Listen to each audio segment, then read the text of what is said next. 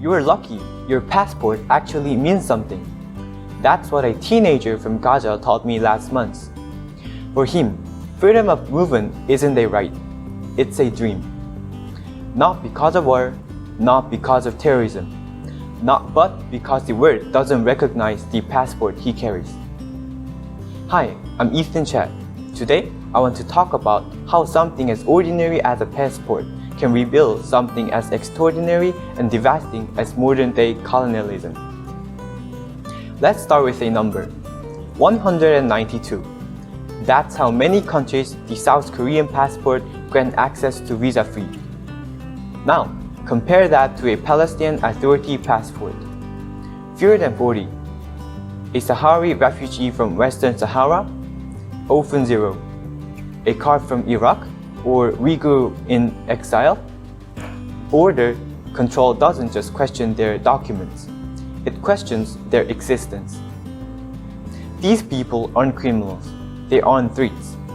They're just born under a flag the word refugees to see. Now, let's look at Taiwan. Over 23 million people live in a functioning democracy with its own economy, healthcare system, and free elections.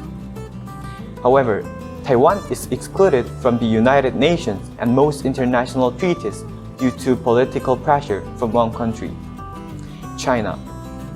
At global sporting events, they are not even called it Taiwan. They compete as Chinese Taipei. That's not just semantics, it's erasure.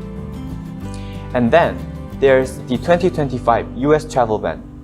It doesn't just target conflict zones like Syria or North Korea. It includes Haiti, Myanmar, and South Sudan, all recognized states.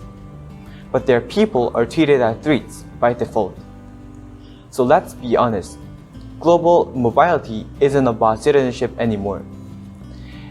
It's about geopolitics. Let me quote the Article 13 of the Universal Declaration of Human Rights. Everyone has the right to leave any countries, including their own, and to return to it. But for millions of people, that right exists only on paper. In practice, they're held hostage by borders, by pure accuracy, and by the silence of those who can move freely. The age of colonial empires might be over on maps, but its legacy, it still stamps on our passports. So next time you pass through immigration with ease, pause for a second. Think about what your passport represents and what it denies to others. Your mobility is a privilege. Their immobility is an injustice. And the question is, what will you do with your freedom? UNW, JG UNESCO Association, and the World Culture Economy newspaper.